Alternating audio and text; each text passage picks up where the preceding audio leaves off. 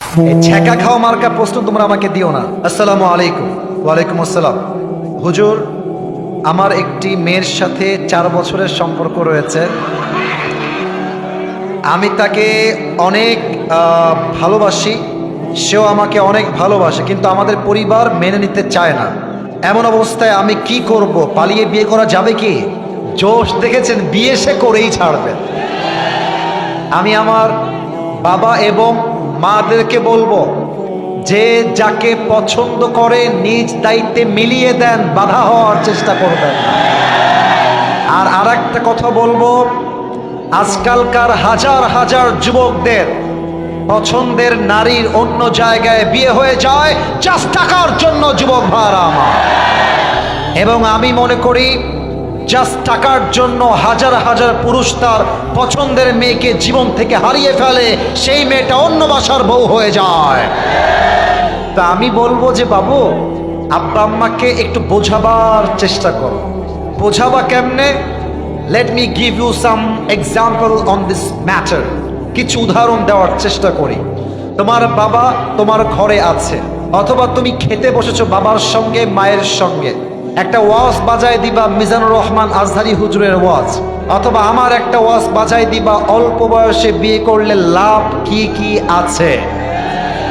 ওয়াজটা বাজাই দিয়ে সোজা ওয়াশরুমে চলে যাবা। বাথরুমে গিয়ে 10 মিনিট থাকবা, আব্বা আম্মার সামনে ওয়াজটা বাজবে, আব্বা আম্মা শুনবে, আবার তুমি এসে বসে যাবা। আব্বা আম্মা যদি বুদ্ধিমান হয়ে থাকে, বুঝে যাবে আমার ছেলের চরিত্র রক্ষার জন্য বিয়ে ছাড়া সেকেন্ড কোনো অপশন আমার কাছে নাই। 2 নাম্বার, আর একটা কথা প্রত্যেকটা যুবককে বলতে চাই, যদিও এই কথা মিডিয়ায় তোলপাড় শুরু হয়ে যেতে পারে, এটা আমি জেনে বুঝেই বলছি এবং নিজের আকল দিয়ে মেধা দিয়ে বলছি। আমি বলতে চাই, পালিয়ে বিয়ের ক্ষেত্রে 2টা মতামত আছে। একটা মতামত হচ্ছে ফানিকাহুহা বাতিল। হাদিসের শব্দটা হচ্ছে এরকম যে তার বিয়েটা বাতিল হয়ে যাবে। তবে হানাফি মাযহাবের মত অনুযায়ী পালিয়ে বিয়ে করলে বিয়েটা জায়েজ হবে।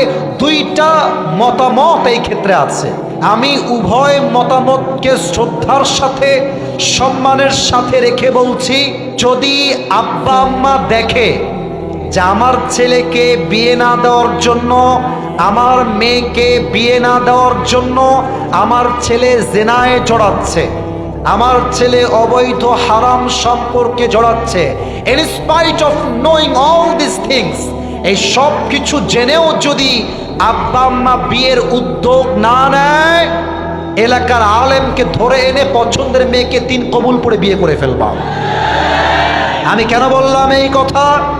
আমি বিশ্বাস করি আব্বা আম্মা যদি জেনা দেখেও বিয়েতে না চায়, ওই আব্বা আম্মার আদেশের চাইতে জেনার থেকে বাঁচা আমার জন্য 1000 গুণ বেশি ফরজ। যুবক ভাইরা বলো। এই জন্য 2 নাম্বার অপশনে যদি তোমার কাজ না হয়, আলেম ওলামাকে নিয়ে এসে বুঝাবা। না বুঝলে মরদ মানুষ, নিজের টাকা কামাই করবা, বউকে নিয়ে থাকবা। আব্বা আম্মা মানবে না মানে অবশ্যই মানতে বাধ্য হবে। যুবক ভাইরা বলো। আর 3 নাম্বার কথা আমি আমার মাকে বলবো, আমি আমার মুরব্বীদেরকে বলবো, আমি পালিয়ে বিয়ের পক্ষে না। আমি আবারও বলছি, আমি সেই পক্ষে যেই পক্ষে আব্বা আম্মার দোয়া নিয়ে বিয়ে হয়, আমি সেই পক্ষে। আমি চাই প্রত্যেকটা যুবক আব্বা আম্মার বিয়ে নিয়ে দোয়া করুক। আমি আমার আব্বাকে বলবো, পায়ে হাত রেখে, মাকে বলবো 2টা হাত জোর করে, আপনি যদি আপনার ছেলেকে বিয়ে না দেন বুঝে শুনে, আর আপনার ছেলে বিয়ে না দেওয়ার জন্য যদি জেনায় জড়িয়ে যায়, কিয়ামতের দিন প্রত্যেকটা আমলের দায়ভার আপনাকে বহন করতে হবে আব্বাজান এবং আম্মাজান। আল্লাহ আমার আব্বা আম্মাকে বোঝার তৌফিক দান করুক। সকলের আব্বা আম্মাকে আল্লাহ হেদায়েত দান করুক। পরের সময় আমিন।